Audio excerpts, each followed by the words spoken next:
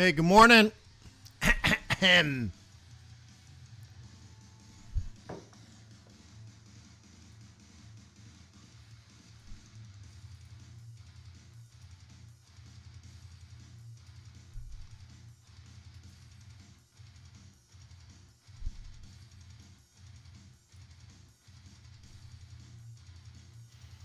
Guten Morgen, Jumbo.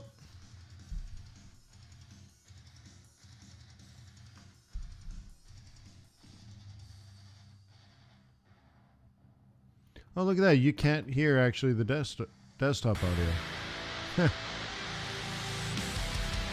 It's probably better.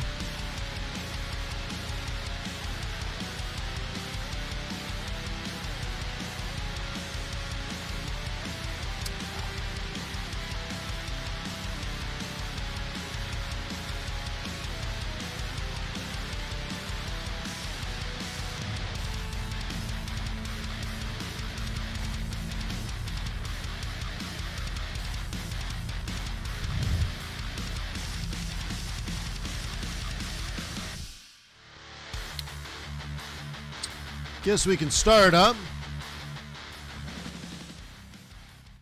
Look at this coffee mug. It's all worn out now. I've had it forever. 30 years or something. It's totally worn out on this side. It was interesting. I got this coffee mug as a gift. I was in Seattle back when Starbucks was a tiny little company. It hadn't even moved to California yet. And I was in Seattle on a rainy day, and I walk in, and there was a homeless woman sitting in the corner. And people were laughing at her. I can't remember why, but they just thought she was crazy. And it was cold night, dark and everything, rainy, like I said. So I ordered my drink, and then bought an extra, venti coffee, and went over and I gave it to her. And I sat there for probably an hour, and we just talked. And the staff, when it was all over and I'm about to leave, the staff came up to me and they're like, "We saw what you did, and we thought that was so nice. We put our tips together and we bought you this mug. We just thought it was super cool. So take a Starbucks mug." So anyways, still got it 30 years later. Pretty interesting. All right, so let's see. Let's get on with it. It is the 29th of April. That is a Thursday, the best day of the week for trading. So technical analysis, fundamental analysis, trader psychology. Let's get on with it. Let's go.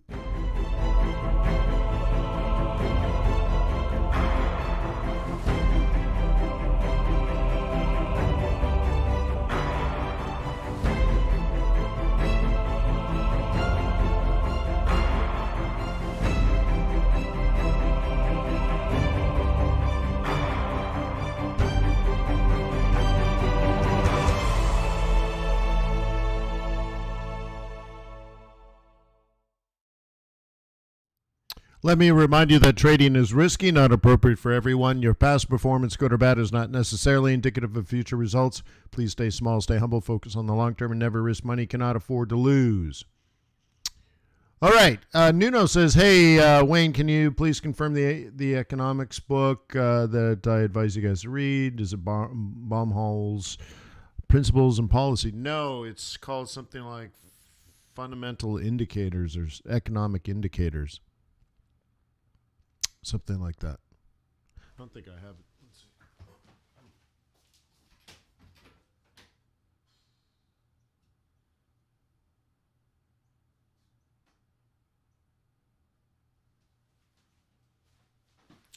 No, it's buried somewhere. I don't know where it is. I got a closet full of textbooks from Harvard, so I don't know where those ones. I do have it though somewhere. Yeah, it's called something like Fundamental Indicators. Or probably economic indicators. Cool. Yeah. Bernard, I think his name is. Yeah. Let me just type it in. Bernard.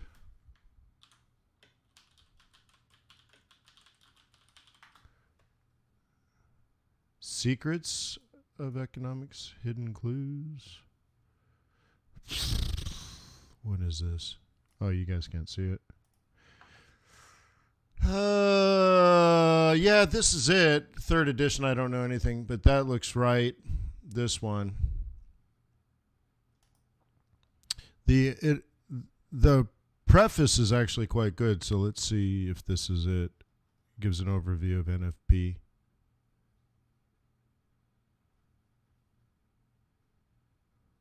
Shortly after dawn, most weekend day mornings, a strange ritual. Yeah, this is it. The lockup. Yeah, this is it. That'd be it. That's the one to know.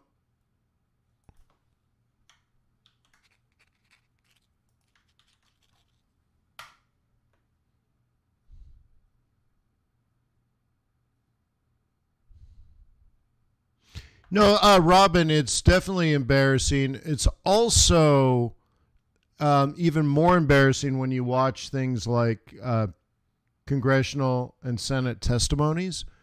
Yeah, it's really embarrassing. Very often, a senator or a congressperson comes out and asks a question completely unrelated. So, I mean, and, the Fed rep just stands there like, anyways. But yeah. Okay. Couple of things. I got at least 2 emails yesterday of people thanking me for leading them to success in Forex and that they're doing really well and they're very confident and they're more profitable than they've ever been. And so I hope that's you. And if it's not you now, I hope it's you in the near future. But remember, there's lots of hard work that goes into it first. But if you're finding success, if you're finding confidence, congratulations. That's part of our goal as a community.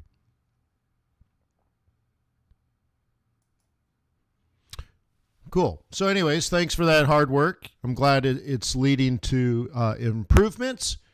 All right, so that is the raison d'etre, isn't it? Made us think. What is the raison? Why do we meet here every day? I'm trying to not put you, like my job, I don't see my job as to put you into trades. Okay, there are plenty of YouTubers that will get you into 20 pip trades and be very exciting and entertaining.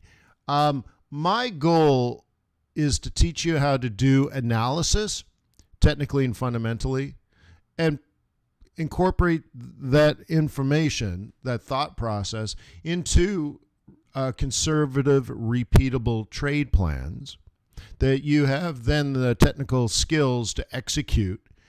And if you put enough thoughtful analysis, again, both technically and fundamentally, into your trades, they will be worth more. In my opinion, if you don't plan ahead, if you're not planning out tomorrow and next week right now, then your trades are worthless. Well, worth less. Okay? I'm trying to get you to focus on value creation by planning trades that are inevitably worth more. Okay? Cool. Anyways, thank you for being here. Thank you for being part of the community. Thank you for clicking the thumbs up button. Thank you for leaving comments on the recordings. And thank you for being a member of FX Bootcamp as well as the Forex.Today YouTube community. And thank you for being a client of TradersWay.com, a foreign exchange broker that would love to earn your loyalty and respect. They do that through fast execution speeds, narrow spreads, wide swaps, low fees, world-class customer service, but ultimately by investing into your education up front as a sign that they want to say that they value your education and they want you to succeed. So if that doesn't earn your respect, what will, huh? So anyways, please visit TradersWay.com and open up a demo account today. All right. Very busy day yesterday. We had trading in the morning. Then we had FMOC in the afternoon. And then we had the joint meeting of Congress and Senate, aka the State of the Union address. So wowzer. I took a nap in between, of course. So somewhere between 3 and 6, I took a nap, and then dinner and kids routine, and then president's address in the evening. Right, doesn't even start till 9 p.m. for me. So big long day. But anyways, let's take a look at what's happened. Continued Japanese yen weakness, which is fantastic. Right? Dollar weakness yesterday, and then a little blip here, maybe a continuation. Wonderful. That's exactly what I want. And then with dollar and yen being down so much, okay, Aussie up, pound up, Kiwi up, CAD up, and Euro sort of, yeah.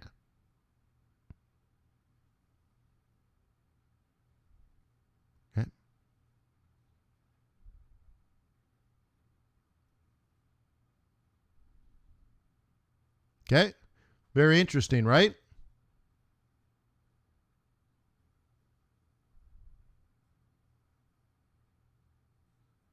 Sangam says, it's unfair when I asked you, you said read all. Now you are telling book name. Not sure what you mean, Sangam.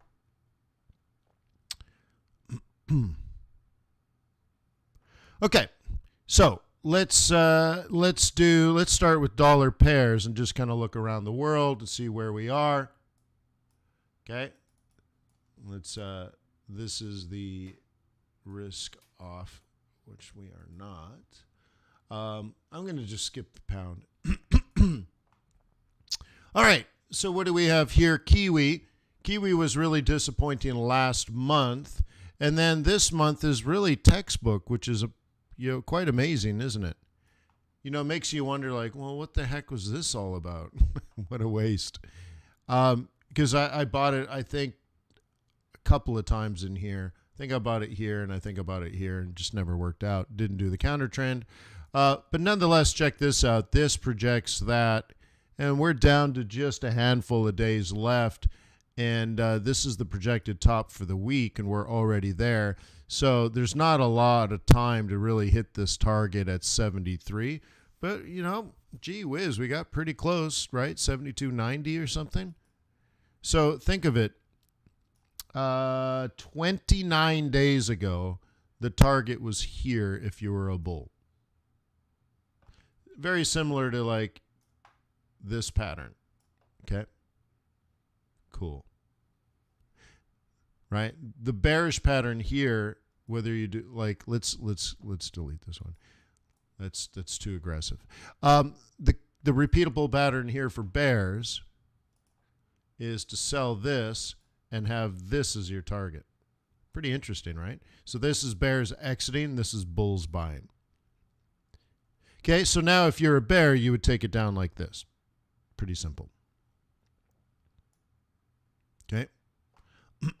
All right, cool. So that's working out. I'm not on it. Boo-hoo. Too bad, so sad. This is that mediocre CAD trade from, I don't know, a while ago, a couple of weeks ago. And, finally it's done its breakout, pull back, and then breakout, pull back, breakout. And it's working its way down. It's not a lot of pips, so I'm short at 24.80 or something. And we're at 22.80. So almost 200 pips, I guess, right? Cool. So just moving on down to the next side. Okay. Everything seems to be fine there. Not a good trade, though, and I was pretty clear. And I think if you recall, I had to sit on this a while. It's not a good trade. It's quite late, actually. And I don't recall the situations at the moment. I think I was day trading. Does anyone remember? I think what it was is I was talking in the swing trading group, like if you had a big macro plan, but then you missed it, how do you get in? How do you get in? Right? And so it was more like day trading into a swing.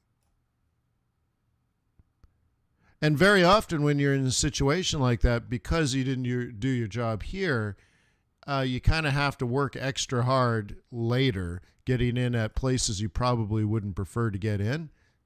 But, you know, it's one of those things where you might have 3 -3 trades, and finally on the fourth trade, you finally get one that sticks. And I've paid that penalty on a couple other currency pairs with this account as well. I think pound being one, and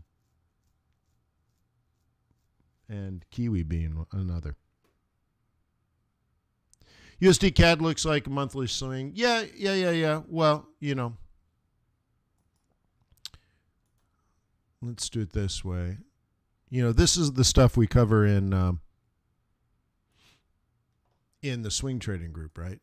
So, I'm pretty sure at this time, this was here. Okay.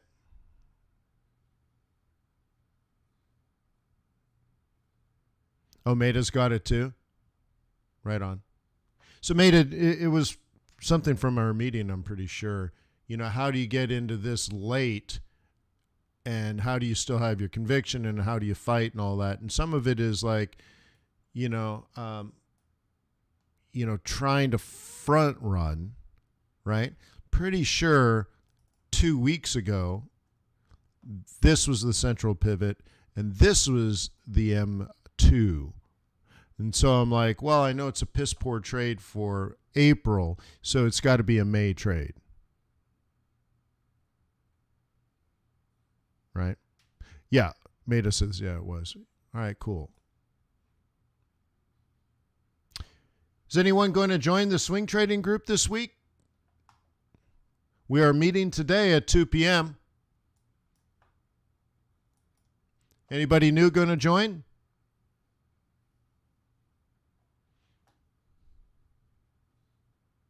Okay. So this is our challenge for today. Okay.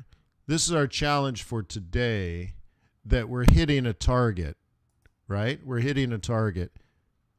So this is plausible, and this is plausible. Okay. Aaron, you're going to join? Right on.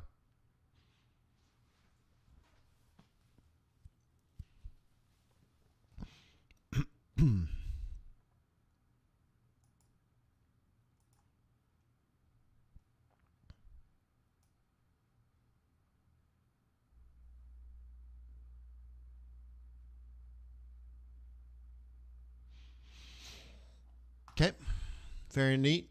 Take a look at Aussie, and this is the plan from many weeks ago now. And if you remember, this looks like gobbledygook because there was no, when we did this plan, I think we were like here, and there was none of this existed yet. That's why I had to squeeze it. It was just empty space, like you're looking at here. See how this is all empty space? So I had to plan this in that empty space. So we must have been about here. And of course, you can see the plan is kick it off here, hit the target, right? And so on and so forth. Maybe we're working our way up. That's cool. So trend continuation is the theme. Here's a plausible front run. Okay. But you can see that's what this is all about. So really, you got to go back. It looks like about 2 weeks ago, right? And I remember talking about this now. I remember talking about explaining that, yes, it's only the 22nd of April, but I'm already entering May trades. Does anybody remember that? I'm like, yes, it's only the third week of April, but I'm already thinking about May and June and July, and that I'm already entering trades based on my May analysis. And once you get that concept, and that's why I ask you, because you have to tell yourself, yeah, that is true. You must be thinking well in advance, not a couple of hours, but even a couple of weeks is within reason. And so this is quite literally a May trade right in here. And if you don't understand May, if you don't understand fundamentals, if you don't understand seasonality, then that would be quite literally impossible. Okay?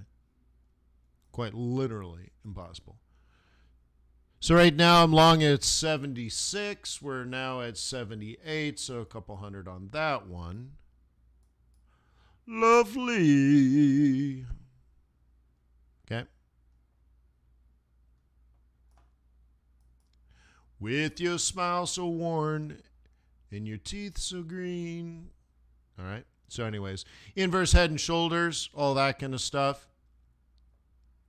Very basic swing, right? Right here is the entry zone. Based on that entry zone, this is the conservative, repeatable target. Hey, we're not there yet. We're not there yet. Okay. So today we will be planning out a couple, basically next week, because we already have May done. So we'll probably revisit our May trade plans this afternoon.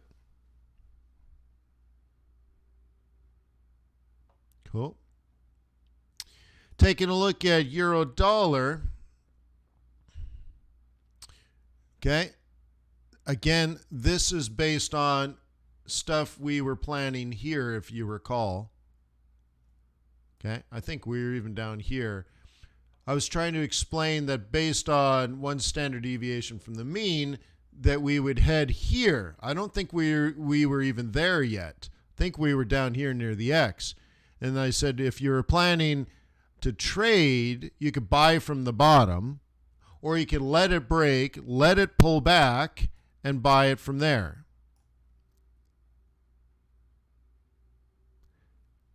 Is that how you guys remember it? If you're a bull, you only have two that you can do. Roll reversal, breakout, roll reversal. Plan A and plan B. And the reason it's squeezed in here is we were still down here. Right? So I said this is aggressive, this is conservative. Okay? And so then we not only did we get the breakout, one standard deviation from the mean, retracement or reversion back to the mean, and then an extension back out, one standard deviation from the mean. Johnny's killing it on multiple trades. That's cool. So I have an entry there, and I have an entry on this one. And of course, you could be on this one. You could be on this one. There's a lot you could be on. I think this is enough reinforcement. So this one's at 119. And we're at 121 and something. So a couple hundred on that. And this one's in at 120, so only 100. So 300 pips combined.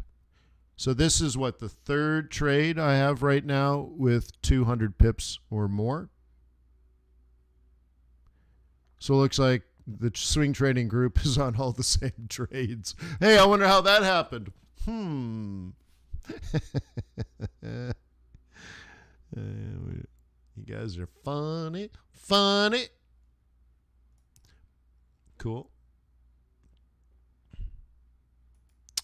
Take a look at exotics, because one of them that got away from me a couple of times. So I missed a couple on pound over the last couple months. I missed a couple on kiwi over the last couple of months. Like I took shots, it got knocked out.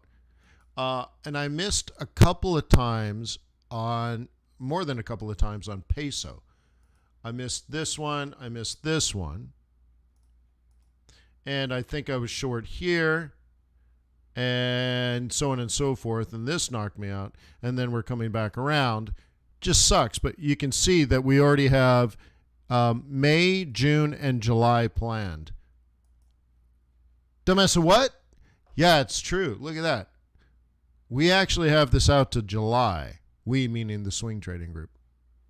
Cool. So anyways, this knocked me out. And then because of that, I'm not in. So I was short. If you remember, even just whenever this was, 3 days ago or last week. Anyway, so I got knocked out once again, break even. Boo-hoo. And then I was watching this last night with the State of the Union address, and I just never quite got it quite ready quite yet. But I'm looking at this like a hawk looking at a chipmunk going, I'm watching this like a hawk watches a chipmunk, right? So anyways, might be into that. Again, right now, negative exports for Mexico. You already know this, though. And that's a big disappointment. But I don't think that I don't think that's right. I don't think that's the long-term trend. So who knows? Right? I'm going to try again. Let's put it that way. Okay? I'm pro Mexico.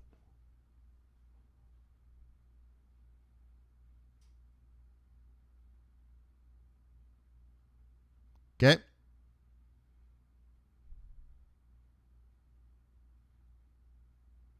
Phil says, Wayne, do you ever trade stocks? I trade. I bought Credit Suisse at $10.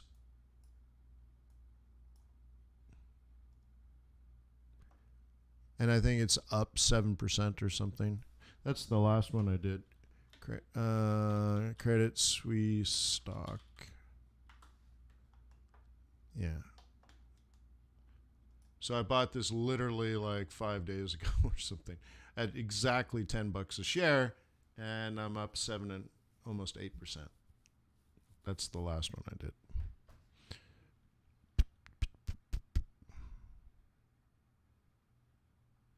Okay.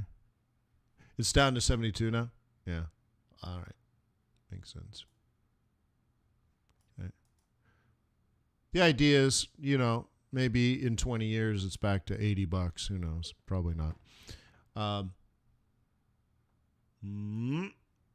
Okay.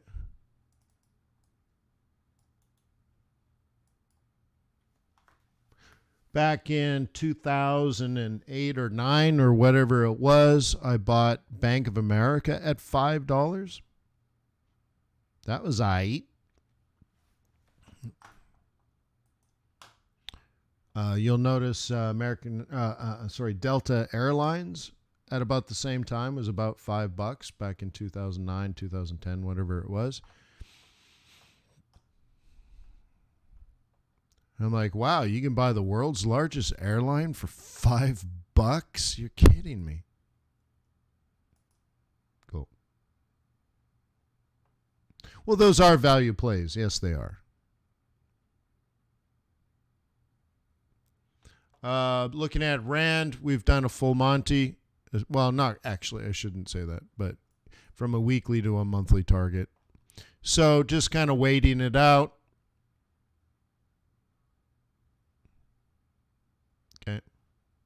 If you remember at the beginning of this move, just to remind you, all y'all, during this move here, I exited. Okay. So I exited about here, I think, for 500 pips or whatever, 500% return on investment. 500, I'll just do it like that, ROI. Or actually IRR would be better. So on that trade, it had a 500% IRR. So I exited there. And that's relevant because what I'm looking at is a resumption. So I can re-enter trades, right? Stock indices, I love stock indices. Love them. Okay. In fact, most people, if not everybody, should fire their wealth managers and study finance. So anyways, here's my current trade that's open. And that's about, last time I looked, 700-ish. But it's been about 700 for 3 weeks. So I'm waiting for the move. Okay. So anyway, so I got out here for 500, and I still have this one for 700. Okay. All right. All right. Here's what you should probably do if you have a retirement account that you pay somebody to manage. You probably pay them 1%. If you don't have a lot of money, maybe 1.5%. Okay. Lots of hidden fees in there, but okay. Here's what you should do, because they're going to tell you you should have diversification, right? Diversification. All right. So let's talk about Bill Sharp and stock indices. Bill Sharp won the Nobel Prize for the Sharpe ratio. But what most people don't understand is he did more than that in his entire life. That wasn't the only thing. Yeah. Henry says GDP 6.1. Yeah, we talked about it last summer. Did I say 6%, by the way?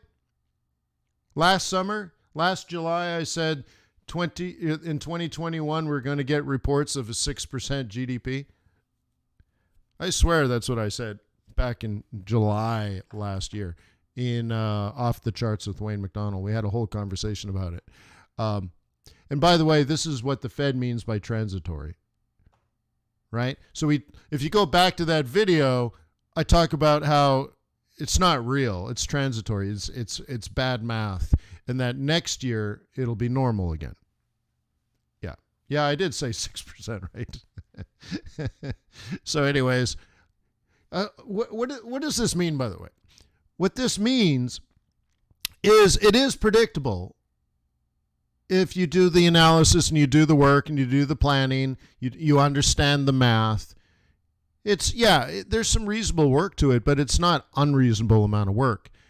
What I find shocking and what I struggle with personally, honestly, is why don't the experts know this? Why don't the professionals understand? It really bothers me. I really don't know why they don't know. Because especially in the beginning, 20 years ago when I started this game, I looked up to the experts. I looked up to the professionals. I looked up to the guys on TV.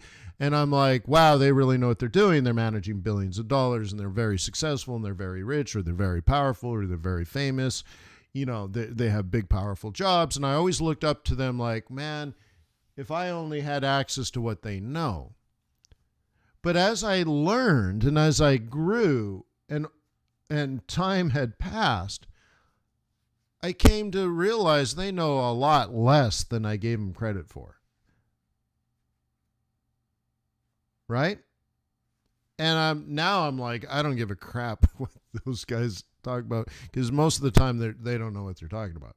And so, like, if I can just casually, right, just some random idiot on the street can say, well, next year it's going to be 6% GDP, and I already have that planned for it. I already have that accounted for. But then ultimately, I'm going to discount that 6% when we go into the year after that, because clearly, if you understand the math, this is like the Fed says, it's just transitory. Okay. And by the way, Powell did say transitory, and that's the same words I was using a few weeks ago about the transitory thing, maybe even last year when I did this. So anyways, I just want to point out that you are capable of understanding as well. Don't worry about everything else, right? So if I can randomly pick that rabbit out of the hat, then that's something I can teach you. You can learn it. That's your knowledge. That's your alpha. And you'll never rely on anybody but yourself to make these important decisions. And the people on the TV, the magazines, the newspapers, you not only are you don't want, you don't care, right? You just don't. You wouldn't read that someone else's opinion. Who cares? All right, good. So let's go back to somebody asked about stock indices, right? So like the index. So we'll talk about the S&P 500. And you want your diversification. And we're saying, well, what if you were paying a professional money manager to buy you a bunch of mutual funds to give you diversification? Okay. So, right? And they try to time it based on sector and cycle and value and growth and all this kind of stuff, right? Here's what Bill Sharp said when he took his idea from the Sharp ratio. He said you can buy the S&P 500, so right, SP 500 index. And now, by definition, you own about, it's not even, I think it's like 430 companies. You are now diversified. Okay? Now, if you want less risk or more risk than the S&P 500, what does that mean? Now we're talking about the beta. So now you have to understand the concept of beta. Beta is equal to the market. And what is the market? The value of the 500 biggest stocks. Cool. So this is the beta. Right? You are buying the beta. You are buying the entire market. Therefore, you're completely diversified. Now, Bill Sharp says, with this in mind, you can beat the beta through the process of accepting risk. Because we know reward is a function of risk. So now we're doing proper math. We're not buying 25 different mutual funds, of which half of them own the same stocks as the other. So you're just loading up more risk and getting less diversification, but whatever. Right? So instead he says, look, you can increase leverage, let's say 2 to 1. And you have the potential of doubling the S&P 500. So if the S&P 500 is up 10% because you're leveraged 2 to 1, you will make 20%. But you're still buying everything. You have twice the risk of the beta by leverage, but it's still the beta. So like when you think the stock market's going to overperform, and by the way, you and I can predict that, right? Right? Last year when I said just buy anything, buy everything. You guys remember that back in April? Okay, what you would do is then you would increase your leverage on the S&P 500 to like 2 to 1. And now you will outperform. So if it does 20%, you made 40%. Okay? Then you get to a point when you have some doubts that the stock market could go further. You're like, wow, everything is overpriced, 1,000,000 to 1 earnings, right? Earnings ratios, they're all 1,000,000 to 1. The companies are struggling to turn a profit. Okay? What does that mean? Well, now you know where you are in the business cycle. So when you're late in the business cycle and you think in the next year or 6 months that really stocks are going to come down, and the Fed's going to have to step in to stimulate the country, then you're going to have to say, all right, I don't want 2 to 1, in fact, because you think the stock market's going to fall. So if the stock market's going to fall, if you're leveraged 2 to 1, you will have twice the losses. So if the stock market falls by 10%, you'll lose 20. If it loses 20%, you'll lose 40. So you kill your leverage, and you could just stay exposed to the S&P 500. But now if it loses 10%, you lose 10%. If it loses 20%, you'll lose 20%. But you had done the analysis, probably yield curve analysis, and said, well, you think this is going to come down, so why would you accept the full risk? Like, why wouldn't you do something to mitigate your risk? It's your job, right? So one of the things Bill Sharp said is to handle that, to have a low beta. So let's say you do it this way. A beta of not 2, let's say beta, the market is 1. If you're leveraged 2 to 1, you would have like, right? You'd have a beta of 2, but you could do a beta of 0.5 beta. It's not a negative number. Okay. And the way you do that is take half of your money and go to cash. So you got 50% in cash and 50% locked in the stock market. Stock market drops 20%, you lose 10%, but you got all this profitable cash from earlier, and then you buy back in at 2 to 1. And you're like, Wayne, that's impossible to understand. No, it's not. No, it's not. No, it's not.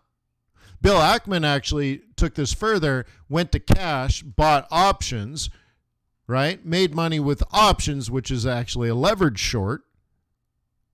And then took that because he turned the cash, he made 20 to 1 on that, and then bought in with more leverage at the bottom of back in April, and while everyone else lost money, like our genius at Benchwater, he lost money. Bill Ackman instead made billions in profit. Okay, so you could run a much better personal hedge fund, if you will, yourself, because remember that 1% that you paid to some MBA at a big fancy company, and he's got a big office and he's got staff, and what he says is, I'll buy you mutual fund A and mutual fund B and mutual fund C and mutual fund, and by the way, he doesn't even know really what's in any of this crap. He doesn't read the prospectuses, doesn't do it, right? In fact, the mutual fund guy probably showed up and bought the team lunch, gave him a free steak dinner, gave him a sales pitch, and they're like, okay, we'll buy your mutual fund. They call that wholesaling. Like, it's really a crappy industry. So anyway, right, you end up buying all this stuff. The professional you're paying 1% has no idea what's in it. Probably half the stocks are in this and this and this. So really, you're not diversified at all. You're paying them 1%. Or you can manage it yourself using Bill Sharp's, a Nobel Prize winning math, and say you just buy the S&P 500. And if you want more risk, have a little leverage. If you want less risk, go to cash. But you just buy the beta and adjust the leverage. And meanwhile, your fee is not 1%. It's 0.00125, which is another way to say you can do it yourself and pay no fees and get better returns and better diversification versus paying some loser to not do anything for you. No value creation. Okay?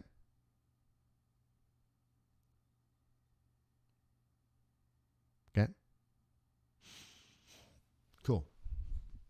Nelson says there's MIT open coursework and stuff. Yeah, there's tons of stuff out there, guys. There's no reason there's no reason on the planet that you should go without education. You just go to edX or the other MOOC sites, whatever they are, and take them, right? Right? Boom. So my MIT course is like $3,000, right? Cool, that's cheap. It's only a 6-week course, so it's not even a full semester, right? So that's why it's cheap. Right? Now, you can do the free version. You can pay the $5 and go on edX and take some classes at good universities. There's no reason why you should be uneducated. Okay? I have some means, so I'm going to go to MIT and get the certificate. Great. But you could also do it for free. Great. Do that too. Whatever. You just need to know. There's no excuse to say, well, I don't know. Really? You don't know? I don't know how to do that. Really? Right? What do you mean? If I wanted to learn today how to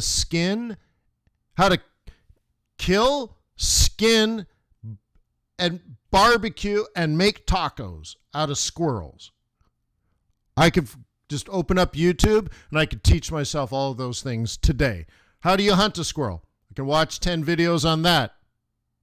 Right? How to skin it. Great. How to skin and clean a squirrel. I'm sure I could learn how to do it today for free. How to cook it properly, and then squirrel tacos. How to make tacos out of squirrel meat. And I could probably learn that today. Literally get it done. I can learn anything I want right now, today. And if I can't get it free on YouTube or some other website, then I'm sure I can just pay some money. Okay? I'm sure I could just pay some money. Oh, no. Someone just showed up at the door. Is my wife even upstairs? Hang on, I got to check the front door.